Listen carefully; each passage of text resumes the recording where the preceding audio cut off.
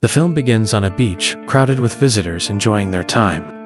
Everyone's attention is drawn to a massive wave, forming in the middle of the ocean. This ominous event is preceded by a rapid retreat of the seawater, leaving the shore exposed. Suddenly, the receding water surges back, transforming into a terrifying wave, rushing toward. When the tourists realize the danger approaching, they immediately try to escape toward the mainland. However, their efforts are futile as the unprecedented tsunami swiftly engulfs those fleeing. The massive wave relentlessly crashes into the bustling coastal city, sparing no one in its path. Even the tourists who fled further inland were not spared from the onslaught. Within seconds, the surging water engulfed every corner of the city. Shoppers in the mall were thrown into a state of panic as the seawater rushed inside, leaving chaos in its wake. They could do nothing but be mercilessly overwhelmed by the raging floodwaters. The torrent surged into the underground parking lot, where an employee sat in his car. In the blink of an eye, the flood struck, slamming into his vehicle before he had a chance to react. In the next moment, the surging water engulfed the couple, leaving them no chance to escape. Several others were instantly turned into lifeless bodies. The unstoppable torrent continued pouring into the mall, unleashing yet another catastrophe in the blink of an eye. When everything finally settled, the mall had transformed into an aquatic world, with lifeless bodies floating everywhere. It had become a hell on earth, a terrifying sight. After the incident, Ryan, who had been trapped in his car, woke up from his coma. He quickly surveyed his surroundings and realized he was still trapped inside. With water still seeping in, Ryan was fortunate to quickly find a screwdriver inside the car. He used it to pry at the car window, taking a deep breath before shattering the glass. As water rushed into the vehicle, Ryan hurriedly escaped. Once outside, the scene above left him stunned. He looked around but saw no signs of life anywhere. Suddenly, a massive wave appeared behind him, and in the next moment, something dragged Ryan into the water. Terrified and panicking, Ryan managed to resurface and hurriedly swam toward safety. By then, an unknown underwater creature was already chasing him. However, Ryan managed to climb out just in time. Grabbing his flashlight, he quickly shone it into the water, only to see a massive shadow beneath the surface, sending him into a renewed state of panic. Fortunately, Ryan had managed to get away from the water, but as he climbed to higher ground, he was horrified by the sight. Before him, gruesome corpses scattered everywhere. Aside from Ryan, there was also a young couple trapped in their car. Despite Heather screaming at the top of her lungs, no one could hear her cries for help. They were fortunate that no water had entered the car, so they weren't in immediate danger. However, strange noises coming from the water made them uneasy. Suddenly, an eerie sound came from behind the car, and their dog began barking frantically. Curious and concerned, Heather climbed into the back seat to investigate. But the next second, Heather was terrified. She quickly returned to her seat and urged her boyfriend to call for help. Unfortunately, their phones were dead. The dog sensed an impending danger, which only heightened their fear and made them too scared to try leaving the car. Kyle suggested using Heather's high heels to break the car window, but she immediately rejected the idea. Heather then pulled a nail clipper from her purse and fiddled with the sunroof mechanism, which immediately opened. Kyle was stunned, never realizing that his car had such a feature. Kyle then stuck his head out to survey the surroundings, which caught Ryan's attention. Realizing there were survivors, Ryan felt a surge of relief and excitement. However, their loud conversation inadvertently attracted the attention of the massive creature. Heather noticed the terrifying sight and quickly pulled Kyle back into the car. They could now see it clearly, a massive shark swimming slowly in front of the vehicle. Heather began to sweat, her nerves growing more strained with each passing moment. Suddenly, the shark reacted to the dog's barking, swiftly turning toward their car. Terrified, they froze, unable to do anything but stay inside, paralyzed with fear. The shark swam slowly past the back of the car again, its massive presence looming over them. Heather, overcome with anxiety, began blaming Kyle for putting them in danger. At this moment, the shark outside fixed its gaze on them and began ramming the car repeatedly, trying to break in. They were terrified, their panic escalating with each hit. Heather, overwhelmed by fear, insisted she didn't want to stay in the car and die like this. They quickly stuck their heads out and screamed for Ryan's help. Seeing the shark about to strike again, Ryan urgently yelled at them to get back inside the car. Thankfully, they moved quickly, narrowly avoiding being caught by the creature. Kyle pleaded with Ryan to do something. Ryan calmly urged Kyle to stay quiet, reassuring him that he had a plan. Ryan intended to create a distraction to lure the shark away, giving them a chance to move safely to his car. As the rising seawater began flooding their car through the sunroof, they were left with no choice. The shark swam menacingly in front of their vehicle, blocking any safe exit. To distract the shark, Ryan came up with a daring idea, using blood as bait to lure it away. Suppressing his fear and disgust, Ryan cut a limb from a nearby corpse and placed it in the water. He stirred the water to spread the scent, attempting to lure the shark away and give them a chance to escape. The shark was quickly drawn to the blood Ryan had dispersed. Taking advantage of the distraction, Heather and Kyle reluctantly jumped into the water, swimming frantically toward another car. However, midway, the shark abruptly changed direction and charged straight at them. Just as they were about to meet their end, Kyle threw the dog to distract the shark. The creature shifted its focus, allowing Kyle to leap onto the roof of a nearby car, narrowly avoiding becoming its meal. However, losing her beloved dog left Heather heartbroken, tears streaming down her face as she climbed to safety. Heather bluntly stated that she would have preferred sacrificing Kyle to save her dog. At this point, the shark was furious and surfaced again, its aggression even more terrifying. Ryan, now deeply frightened, knew they had to find a way out quickly before it was too late. But their escape route was blocked by debris, leaving a staircase on the opposite side as their only way out. Ryan had to carefully climb along a pipe overhead, inching his way toward the other side, while trying not to attract the shark's attention. Below him, the massive shark watched intently, its gaze forcing Ryan to move forward despite his trembling. He struggled to keep going, but the slippery pipes caused him to lose his footing and fall into the water, right into the path of the shark.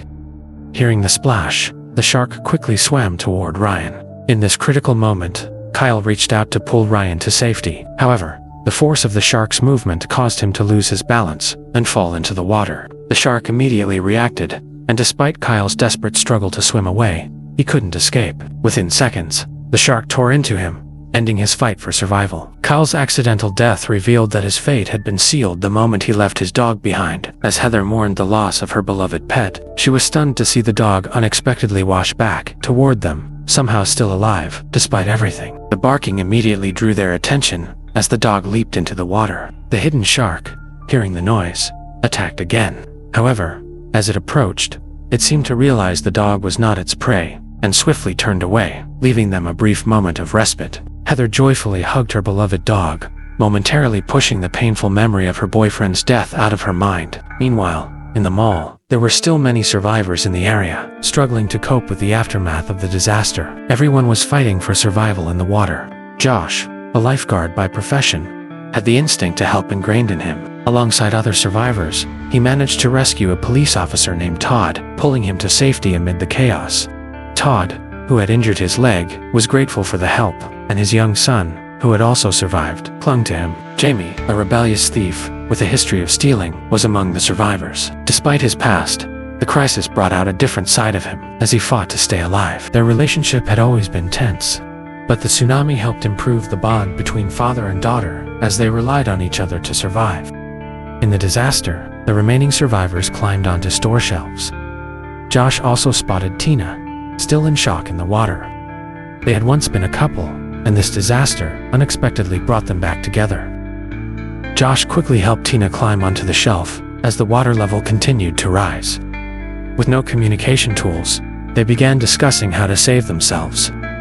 Josh, who was once a lifeguard, had become drunk during his engagement with Tina, which had caused tension. Meanwhile, Tina's brother Rory went to perform a routine check on the shark nets. Rory was attacked by a massive shark and met a horrific death. His passing cast a heavy psychological shadow over Josh, and Tina felt deeply guilty. Josh, overwhelmed by the trauma, quit his job as a lifeguard and took a position as a stock clerk at the mall. Tina moved to China to study dance, and a year later, when she returned to Australia, she had a new boyfriend. Josh mentioned that the only exit was through the front door and the cargo entrance. Tina offered to go check the front door with her boyfriend, Steven. In that moment, Josh felt a mix of emotions. A man who appeared heroic volunteered to check the cargo area. But Todd opposed this, revealing that the man had previously robbed them all before the tsunami hit. In reality, Doyle was a thief who had been forced into the robbery due to desperate circumstances. Doyle hadn't killed or burned anything, but Todd didn't trust him. He insisted that the mall security check the cargo area exit. Unfortunately, all the exits were blocked by debris, leaving them trapped with no way out. As they returned, a strange object floated toward them, immediately drawing everyone's attention. Seeing the situation unfold, Josh, with his years of experience in sea rescue, sensed that something was very wrong. He judged that there was something extremely dangerous lurking in the water. Josh quickly called for everyone to move away from the water's edge. Tina listened and swam toward the shelves, with Steven following closely behind. They were pulled to safety just in time. However, Colin remained in the water, still indifferent to the impending danger. In the next moment, a powerful force suddenly dragged Colin underwater. He struggled to reach the surface, but he couldn't make it. Bubbles kept rising to the surface, but Colin was nowhere to be seen. Everyone began to worry for him. In the next moment, Colin suddenly screamed and leaped out of the water, shocking everyone. He was quickly dragged to the edge of the shelf by an unknown creature. Panicked, Colin clung desperately to the edge of the shelf, shouting for help. Jamie quickly reached out his hand to grab him. But at that moment, Colin suddenly went silent. Everyone was confused and looked at him closely, realizing that Colin had been torn apart by the massive shark. This horrifying sight left everyone terrified. Everyone wondered, what kind of creature is that? A dark shadow suddenly swam from the distance, causing everyone to shiver. The shadow then slammed into the shelf, causing a female employee to fall into the water. Fortunately, everyone pulled her out just in time. They carefully peered into the water and discovered the massive shark. From its back, they could see it was a great white shark, 12 meters long, capable of swallowing everyone there in a single bite. This sight terrified everyone, and they stood frozen on the shelves. The shark hovered around the shelves, seemingly having tasted its prey. Now it seemed curious whether the people on the shelves were also food. Reluctant to leave, the shark lingered, its menacing presence causing the group to remain perfectly still, in fear. At that moment, the building shook violently. A high-voltage power line suddenly snapped and fell, sparking as it neared the water. If the power line touched the water, an explosion would occur instantly, leaving no chance for anyone to survive. Because of this, their main task now was to cut the power supply quickly. The main power switch was located in the storage room across the water, and someone had to go to turn it off. But with the bloodthirsty shark lurking in the water, ready to strike at any moment, everyone stood frozen. Josh volunteered to go and turn off the switch. However, Tina stood up to stop him, pointing out that the wound on his hand would only attract the shark. Tina then came up with an idea to assign the task to Steven. Steven was stunned, thinking it was the mall staff's job, and on top of that, he didn't know the route or where the switch was located. But Tina insisted, urging him to try and go. Everyone looked at Steven with respect, as they outfitted him with emergency armor made from shopping carts and shelves to protect him from the shark. Concerned about the potential danger, Steven earnestly told Josh to take good care of his girlfriend. With a snorkel in his mouth, Steven was ready. Meanwhile, those above held a long plastic tube, allowing Steven to breathe underwater and be pulled back if necessary. Soon, the shark caught the scent of Steven, and he froze in fear, clinging to the rack and staying motionless. The shark swam past Steven, and everyone let out a collective sigh of relief. Then, Steven bravely quickened his pace and headed toward the storage room, with the others supplying oxygen through the tube from above. Steven passed through a door and finally reached the storage room. However, just 1 meter away from the switch, he discovered that the oxygen tube wasn't long enough to reach the switch. Fate always plays its tricks, but Steven couldn't afford to worry about that now. Taking a deep breath, he disconnected the oxygen tube and rushed forward to turn off the switch. The tension finally eased, and everyone saw a glimmer of hope for survival. However, Steven had no way back. He could only swim desperately upward, trying to catch his breath through a small gap. But the heavy armor made it impossible to save himself. In the end, he lost consciousness on the ground. It was a heroic death, and everything turned tragic. Tina cried, overwhelmed with grief and confusion. She couldn't understand why everyone around her seemed unable to escape death. Others, too, were affected by the loss of Stephen. However, his sacrifice temporarily ensured the safety of everyone else, giving them a brief moment of calm amidst the chaos. Doyle and Naomi began to lift everyone's spirits, trying to offer some comfort. Some people started sharing their stories, feeling as though their words might be their last. Escaping from this place was no easy task, as the giant shark still circled the waters, and everyone remained gripped by fear, uncertain of what would happen next. As the water level gradually rose, the survivors realized they were running out of time. They could feel the impending danger of becoming the shark's next meal, and with the situation growing more dire by the minute, they knew they had to find an escape route quickly. Fear and urgency filled the air as they scrambled to figure out their next move. Josh came up with a bold idea and instructed Doyle to throw a rope to the dock. They could climb up to the ventilation system and escape from the place. Jessup tied the rope around his waist, and Josh and Doyle worked together to lift him up. Jessup successfully opened the ventilation window.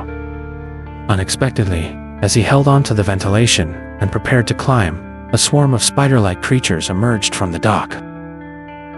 This terrified Jessup, causing him to lose his grip and hang in midair. As he tried to climb again, the shark in the water grew excited upon seeing its dangling prey.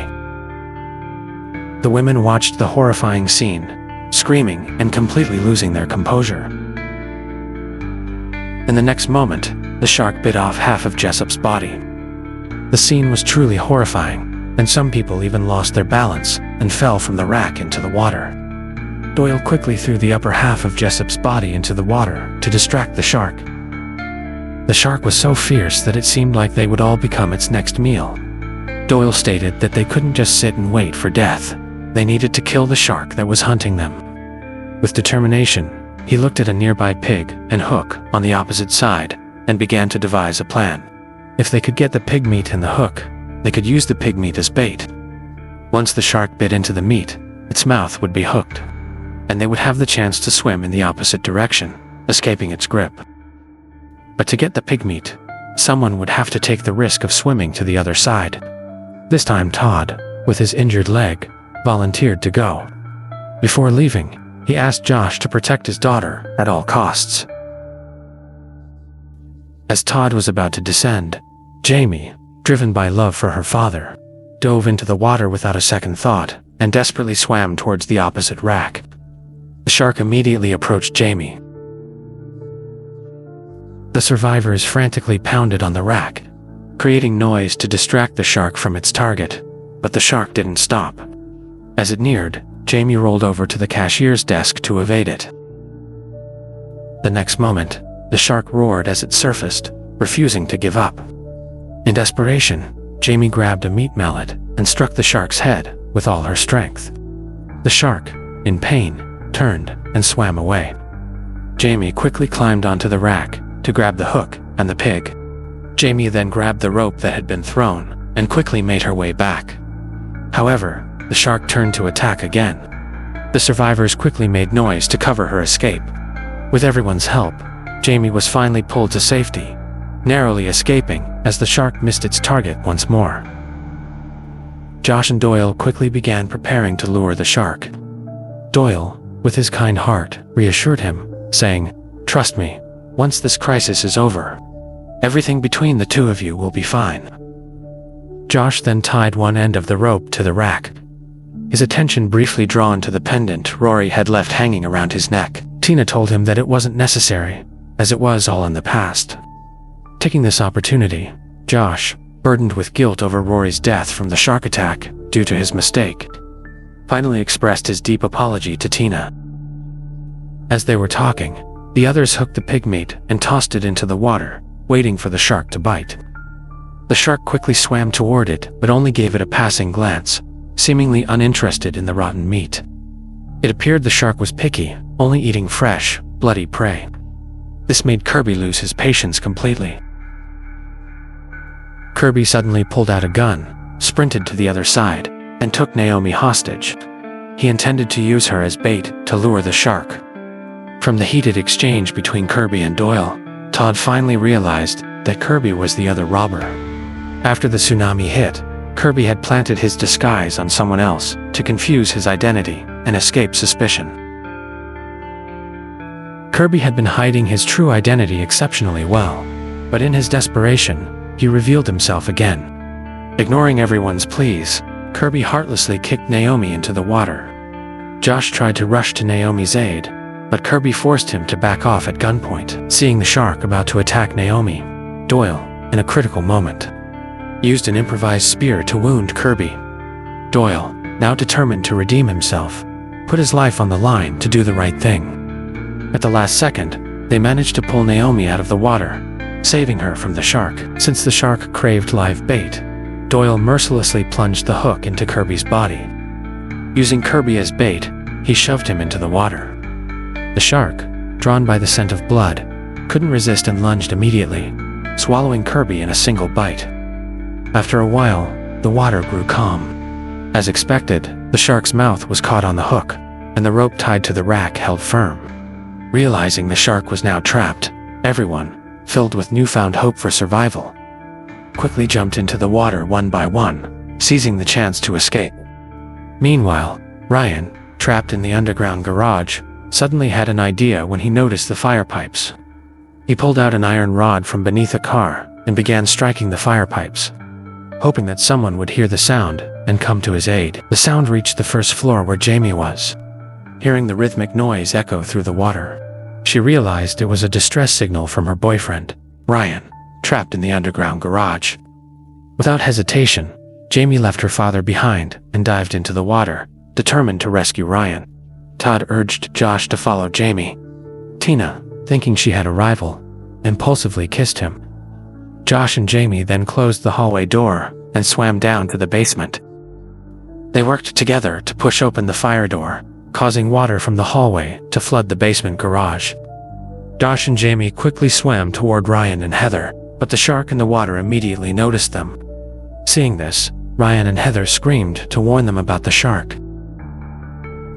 Josh and Jamie quickly climbed onto a nearby car. The shark knocked Josh off the car and then turned back to attack him again. Fortunately, Jamie reacted quickly and pulled him out of the water just in time. At that moment, Jamie realized the car beneath her was her father's. She quickly told Josh there was a gun in the car's trunk.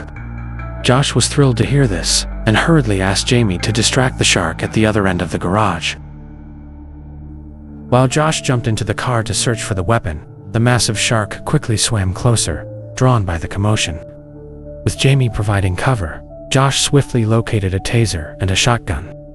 He then climbed onto the car's roof, weapon in hand, and fired a shot directly at the approaching shark. However, the shark swiftly dodged the shot. The powerful recoil of the weapon caused Josh to fall into the water. Seeing this, the shark turned back to attack him. Josh decided to crouch at the bottom, preparing for a close-range battle. As the shark opened its mouth and approached, Josh saw an opportunity to press the weapon against the shark's jaw. The position was perfect to blow the shark's head off. With a single shot, the other shark, which had been hooked earlier, broke free. When the others reached the exit, they found it completely blocked by a massive truck, leaving no chance for escape. Doyle happened to notice a nearby battery emitting smoke. Then he spotted a power distribution box not far away and came up with another bold idea. He decided to use high-voltage electricity to detonate the battery and create an escape route. They opened the car's hood and pulled out the towing cable. Doyle then dragged the towing cable toward the power distribution box. At that moment, Josh, Jamie, and two others returned to the scene, reuniting with the rest of the survivors. Just as Doyle was about to turn on the power, the mall shook violently once more. Due to the aftershocks from the tsunami worsening the situation, the shark became enraged and managed to break free from the hook. Josh quickly warned everyone to take cover. Seeing this, Doyle frantically grabbed the cable and climbed upward in desperation. They managed to get out of the water just before the shark arrived. The shark then turned around and attacked Josh again. Without hesitation, Josh raised his rifle, ready to shoot once more. However, the rifle jammed at the critical moment. Josh was forced to quickly discard the weapon. He then jumped and grabbed a hanging steel pipe, dangling upside down from it. Josh drew his taser from his waist. As the shark surfaced, Josh quickly pulled the trigger and shot it toward the shark. The taser shot out 2 electric currents, successfully hitting the shark. The strong current flowed through the shark's body, leaving it confused as the taser continuously discharged electricity. The shark was eventually stunned and fell back into the water. Doyle then turned off the power switch. The electrical current flowed rapidly through the wires, causing the car battery to explode in a massive blast that successfully opened the exit door. They then escaped them all together. Finally, everyone felt the happiness of the ending. Josh and Tina, along with their child, reconciled. Doyle found his true love at first sight with Naomi.